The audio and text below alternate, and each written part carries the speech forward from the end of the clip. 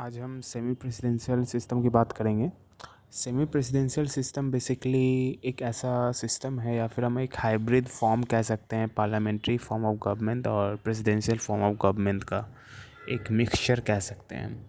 और इस सिस्टम को समझने के लिए हम फ्रांस का जो सिस्टम है, फ्रांस का जो पॉलिटिकल सिस्टम है, फ्रांस का जो गवर्नेंस सिस्टम है उसको हम समझेंगे।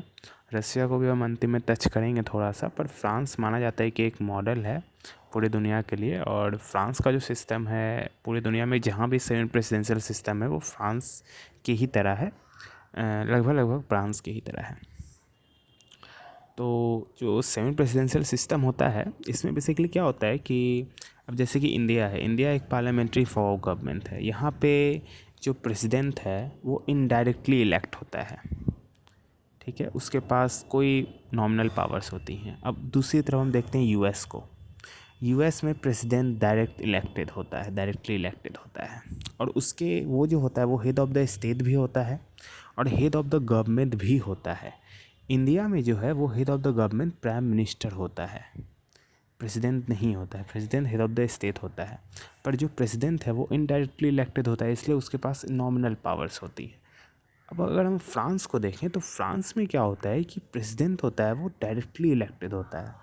अब कोई बंदा डायरेक्टली इलेक्टेड है तो उसको आप बिन पावर का तो रख नहीं सकते, पावर तो देनी पड़ेगी।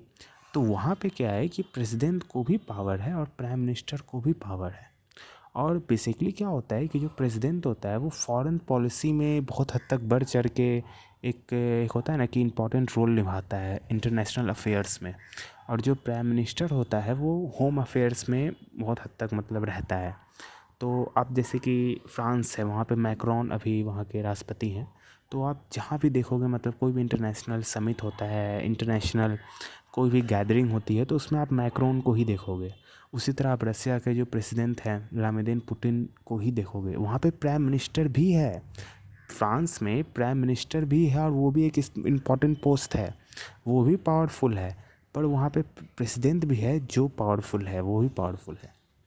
तो दोनों इसी सिस्टम को सेमी प्रेसिडेंशियल सिस्टम कहते हैं, जिसमें प्रेसिडेंट और प्राइम मिनिस्टर दोनों पावरफुल है, पर दोनों के एरिया जो हैं वो डिवाइडेड हैं। और अधिकतर बार मतलब 90% टाइम ये होता है कि जो प्राइम मिनिस्टर और प्रेसिडेंट दोनों सेम पार्टी से ही होते हैं फ्रांस में। तो यहाँ पे क्या होता है कि जो प्रेसिडेंट होता है वो बिल्कुल बहुत ही ज़्यादा पावरफुल हो जाता है फ्रांस में। तो यहाँ पे क्या है कि एग्जीक्यूटिव पावर शेयर और डिवाइडेड होते हैं दोनों में, हेड ऑफ़ द स्टेट और हेड ऑफ़ द गवर्नमेंट में। और इसको सेपरेशन ऑफ पावर और चेक बैलेंस भी कहते हैं। उसके बाद अगर हम देखें तो जो फ्रांस का पॉलिटिकल सिस्टम है उसको देखते हैं। ये देखिए जो फ्रांस का यहाँ पे सिटीजन्स हैं ये वोट करते हैं प्रेसिडेंट के लिए। और और ये नेशनल असेंबली को भी इलेक्ट करते हैं। नेशनल असेंबली आप लोकसभा ऐसा समझ सकते हैं। और वहाँ सीनेट भी है जो आप राज्यसभा की तरह समझ सकते हैं जिसको। और जो वहाँ पे प्रेसिडेंट होता है उसका इलेक्शन बहुत सिंपल होता है कि जो खड़े होते हैं 4-5 उनको आपको सिंपली वोट देना है। जिसको 50% से ज़्यादा आ गया वो जीत जाएगा। अगर फर्स्ट राउंड में 50% किसी को नहीं मिलता है तो फर्स्ट और सेकंड पोजीशन पे दोनों जो हैं उन दोनों को लेके सेकंड राउंड कराया जाता है और इसमें से जिसको मिल जाता है वो प्रेसिडेंट इलेक्ट हो जाता है। उसके बाद जब ये इलेक्शन हो जाता है उसके बाद जब नेशनल असेंबली के इलेक्शंस होते हैं तो उसमें प्राइम मिनिस्टर को भी चुनना होता है। तो प्राइम मिनिस्टर जो अपॉइंट होते हैं उनके पास ज़रूरी है कि नेशनल असेंबली का एक सपोर्ट हो, मतलब मेजॉरिटी का सपोर्ट हो। ऐसा नहीं है कि प्रेसिडेंट किसी को भी प्राइम मिनिस्टर बना सकता है, ऐसा बिल्कुल नहीं है। जो प्राइम मिनिस्टर होगा वो नेशनल असेंबली में उसका मेजॉरिटी सपोर्ट होना ज़रूरी है। जैसे इंडिया में होता है उसी तरह से, मतलब प्राइम मिनिस्टर है तो उसके पास सपोर्ट होना ज़रूरी है नेशनल असेंबली का। हाँ, पर यहाँ पे एक बहुत बड़ा पावर है प्रेसिडेंट के पास कि वो नेशनल असेंबली को कभी भी डिसॉल्व कर सकता है। कभी भी उसका जब मन तब वो कभी भी डिसॉल्व कर सकता है नेशनल असेंबली को। उसको प्राइम मिनिस्टर की किसी प्रपोजल की ज़रूरत नहीं है इंडिया की तरह। वो जब मन तब डिसॉल्व कर सकता है नेशनल असेंबली को। उसके बाद जो प्राइम मिनिस्टर होता है वो मिनिस्टर्स को अपॉइंट करता है, फिर प्रेसिडेंट उसको रेटिफाई कर देते हैं। उसके बाद फ्रांस में हाँ उसके बाद एक सीनेट भी है जो इंडिया की तरह ही, जिसका इनडायरेक्ट चुनाव होता है। वहाँ पे जो डिप्यूटीज़ हैं और भी जो स्टेट्स में होते हैं पार्लियामेंट उसके द्वारा हो जाता है। और वहाँ पे एक इम्पोर्टेंट सा टॉपिक है काउंसिल होती है वहाँ पे एक फ्रांस में, उसकी जो कॉन्स्टिट्यूशन काउंसिल होती है उसमें 9 मेंबर हैं। 3 मेंबर नेशनल असेंबली से, 3 मेंबर सेनेट से और 3 मेंबर प्रेसिडेंट अपॉइंट करता है, तो 9 मेंबर हो गए। और उनकी जो टेन्योर होती है वो 9 साल होती है।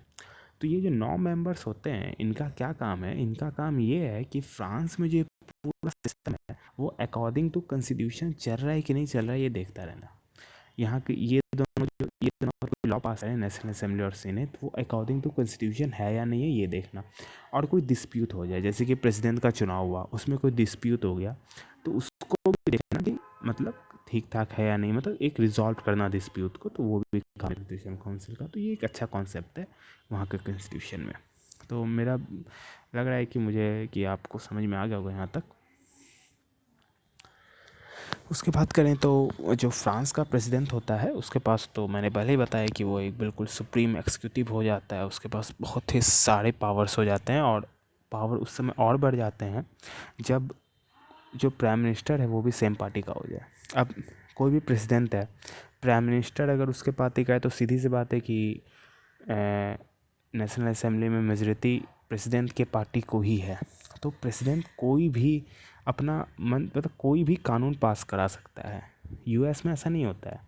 यूएस में अमूमन देखा जाता है कि जो प्रेसिडेंट चुना जाता है उसके बाद 2 साल बाद, क्योंकि वहाँ पे मतलब जो नेशनल असेंबली है उसका 2 ही साल का टेन्योर होता है, तो वो 2 साल बाद उसकी पार्टी मेजॉरिटी खो देती है, तो वो प्रॉब्लम हो जाती है। बट फ्रांस में ऐसा नहीं है।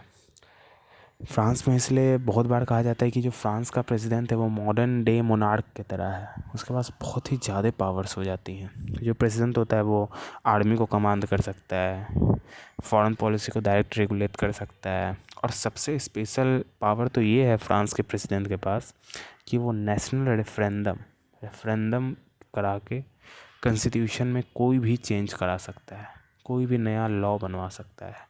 मतलब ये तो गजब की पावर है भाई। उसके बाद जो फ्रेंच प्रेसिडेंट है वो हेड ऑफ द स्टेट भी होता है और प्राइम मिनिस्टर को अपॉइंट करता है और उसके मदद से अपने एजेंडा, अपने पॉलिसी को देश में इम्प्लीमेंट कराता है। उसके बाद बात करें तो वहाँ के प्राइम मिनिस्टर की, तो वो प्रेसिडेंट द्वारा अपॉइंटेड होता है, पर उसको नेशनल असेंबली का सपोर्ट, मतलब मेजॉरिटी ऑफ सपोर्ट, मतलब इंडिया की तरह ही होना ज़रूरी है। और National Assembly vote of no confidence भी ला सकता है वहाँ के पीएम के ख़िलाफ़। ये सब भी पावर्स हैं वहाँ के नेशनल असेंबली के पास।